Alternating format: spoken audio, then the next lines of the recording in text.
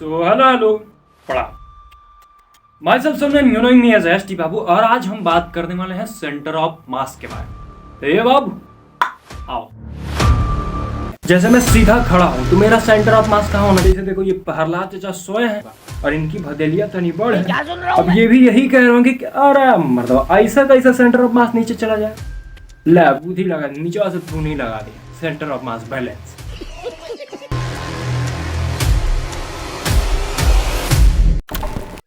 तो सबसे पहले हम बात करेंगे कि ये सेंटर ऑफ मास है क्या। तो ये सेंटर ऑफ मास एक पॉइंट है जहां पे कोई भी ऑब्जेक्ट बैलेंस होता है। तो अगर हम कह रहे हैं कि सेंटर ऑफ मास एक ऐसा पॉइंट है जिसपे कोई भी ऑब्जेक्ट बैलेंस हो जाता है, इसका मतलब उस पॉइंट पे कुछ तो खासियत होगा, है ना।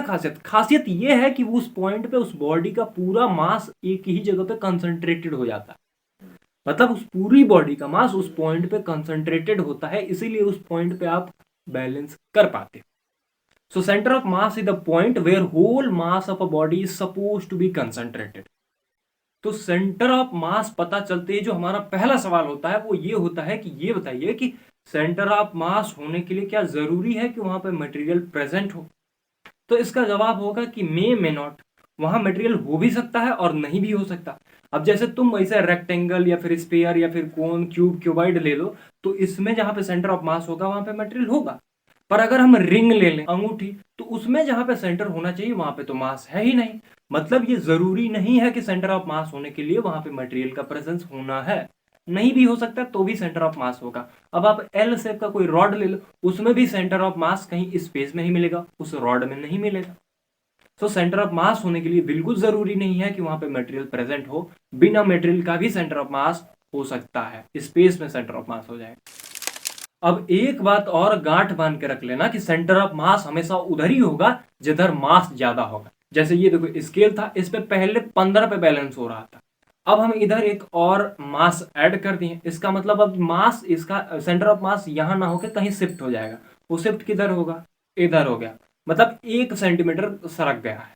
मतलब अब जो सेंटर ऑफ मास बैलेंस हो रहा है वो 16 पे हो रहा है। मतलब इसके बीच की दूरी अब घट जा रही है। मतलब जब हम मास बढ़ा देंगे तो सेंटर ऑफ मास उसके करीब आते जाएगा। अगर हम और मास बढ़ा दें तो और इधर आ जाएगा। तो याद रखना कि सेंटर ऑफ मास हमेशा उधर जाएगा जिधर मास ज्यादा होगा। मतलब हम जैसे जैसे मास बढ़ा रहे हैं उसके बीच का जो गैप है, जो डिस्टेंस है, पोजीशन वेक्टर, वो घटते जा रहा है। तो इस पे एक बहुत बढ़िया रिलेशन बन जाएगा कि mass is inversely proportional to distance. जो उसका डिस्टेंस होगा, हम मास बढ़ा देंगे तो वो डिस्टेंस घट जाएगा। अरे करीब आ रहा है, दूरी घट जाएगा। मतलब इधर हम मास बढ़ा दिए तो बीच की दूरी घट गई, और इधर मास घट गया, इसके बीच की दूरी बढ़ गई। मतलब जो ये बीच की डिस्टेंस है वो मास के इनवर्सली प्रोपोर्शनल है। तो अगर हम इसे अच्छे से सॉल्व कर दें तो ये बात कांस्टेंट हो जाएगा इस पॉइंट के लिए। मतलब कि इधर का जो मास इंटू इसके पोजीशन वेक्टर और इधर का मास इंटू पोजीशन वेक्टर, इस पॉइंट पे तो जीरो होगा। तो यहां से एक बहुत बढ़िया मैथमेटिकल डेफिनेशन बन जाता है कि मास मोमेंट जीरो होगा उस पॉइंट पे। कि center of mass is that point where mass moment is zero. Mass moment क्या है? मास इंटू उसके बीच की दूरी पोजीशन वेक्टर, यानी m into are.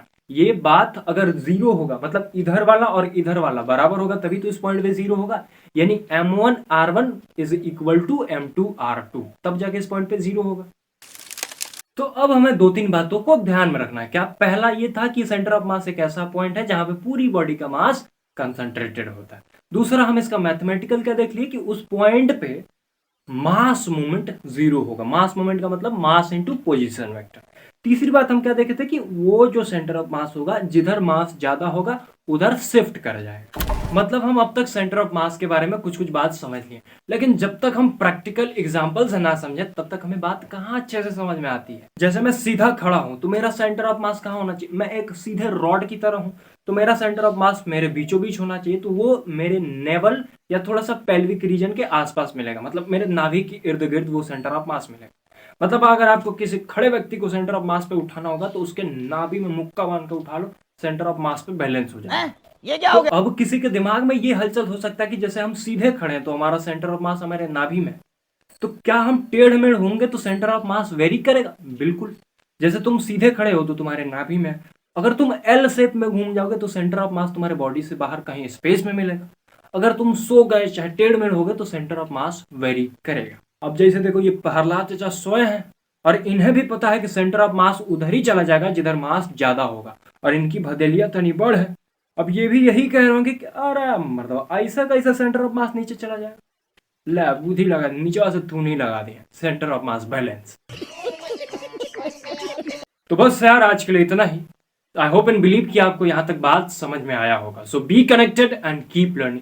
Radhe Radhe.